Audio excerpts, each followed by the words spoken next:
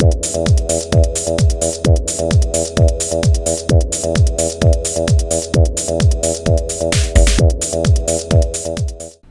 there folks, today I'd like to take a casual peek into the Mortal Kombat Sub-Zero action figure set by Jazwares. This set was first released in 2011, and I found this set at a Toys R Us selling for $14.99. Now I've played a few fighting games. I'm not very good at it, but Mortal Kombat is not one I've really followed too much. I followed more fighting games such as Street Fighter and Killer Instinct, but Mortal Kombat just never had that strong appeal for me. I do know some of the basic characters such as Sub-Zero here and Raiden, but otherwise I don't know the characters that well. Now we have here, of course, Sub-Zero as one of the iconic characters from the Mortal Kombat game. And taking a look at the figure here in the package, you can see Sub-Zero decked out in his traditional colors of blue and black. And he comes with this ice-type sword, which is kind of neat. And I think that's the only accessory that comes with this figure. Now, this figure does contain 15 points of articulation, which is kind of neat. And behind the figure is actually the nice logo of the Mortal Kombat game. It's actually pretty neat on there. Taking a look here at the back of the package, you can see a description here of Sub-Zero and a nice artist rendition of the character there. And down below you can see other figures from this first wave of Mortal Kombat. We have Scorpion and Raiden there. Now we'll be right back and have Sub-Zero here out of the package. Okay, we're back and we have Sub-Zero here out of the package, and I gotta say, I really like this figure and the figure line in general. I've heard and read from a lot of folks that are really dissing this line. And I just gotta disagree. It actually surprised me how well this figure is sculpted, and the paint is okay, and there are limits on the articulation, but overall this is a really great figure. Now let's go ahead and take a look at the accessory first. The Sub-Zero only comes with one accessory, and it's this I guess ice type sword. And it's made of bendable plastic here, like most pointed weapons that are molded into toys, and just for safety reasons there. And it's a light blue painted sword, and has white dry brushing throughout, to I guess to simulate the frost and ice that this sword is I guess made of.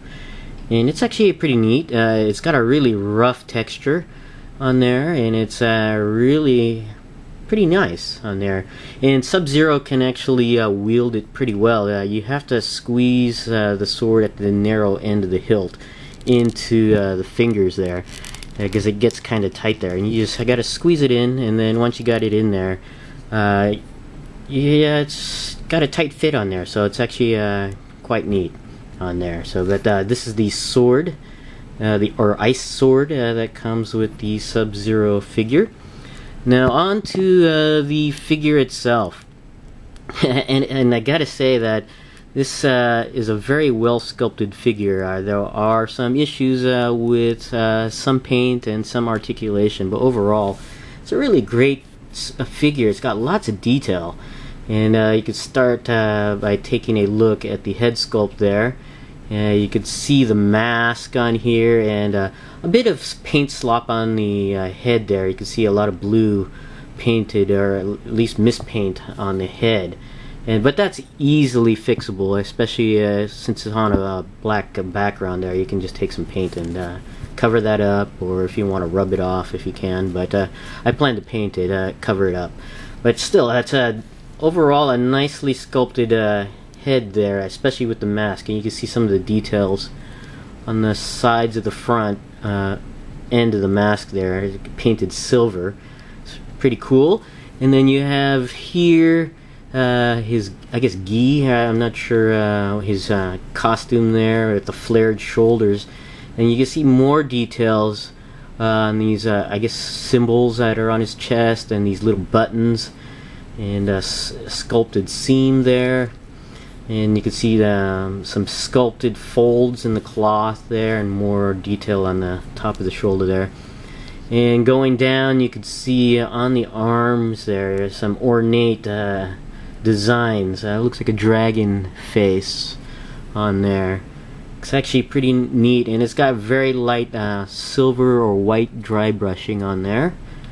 And then moving down to the arms, you got the blue bands of cloths that are wrapped around the I guess forearm, not gauntlet, but bracers, I guess, on there. It's actually pretty cool. And then you have the hands here with some straps of cloth on there. That's painted fairly well on there. It's actually kind of neat. And then right here is really cool with another ornate design on the belt.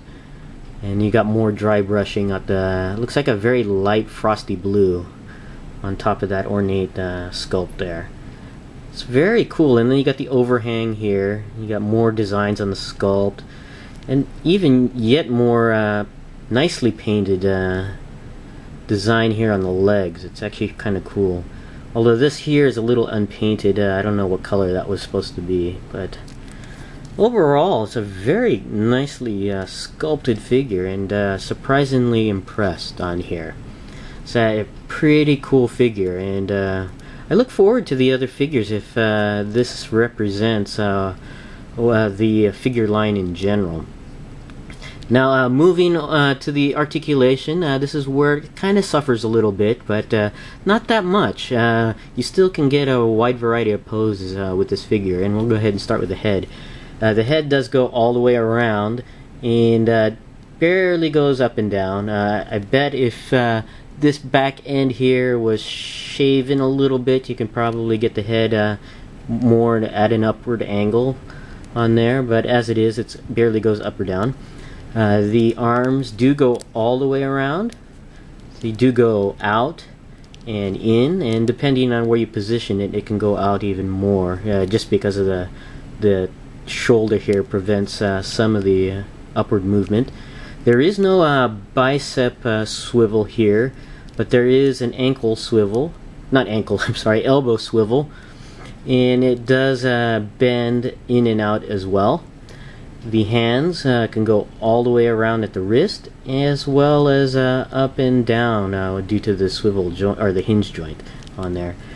The torso can actually bend down a little bit, up and slightly to the back and side to side, and can go all the way around. And you can get a variety of poses with the upward and side and I guess around the movement on there. There is no waist articulation. The legs, this is where the articulation starts to suffer. Is it's joined at a hinge swivel joint at the hip. You can barely get it up. It's due to the sculpt at the hip here. You can go up a little bit, up, down, and to the back and out to the side. And there is a swivel all the way around at the thigh, and the hip joint is a little loose on here. Not as loose on this one, but on this one it's kind of loose. And the weakest articulation point here is just the movement range of the knee.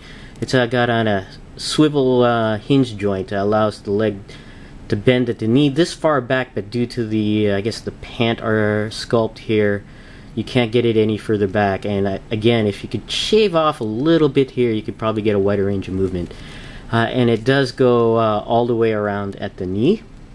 And the foot has a hinge swivel joint as well, so you could go down pretty far and up a little bit, and all the way around, and just a little bit of ankle pivot. You can get more pivot to the left and right that the foot moves on there.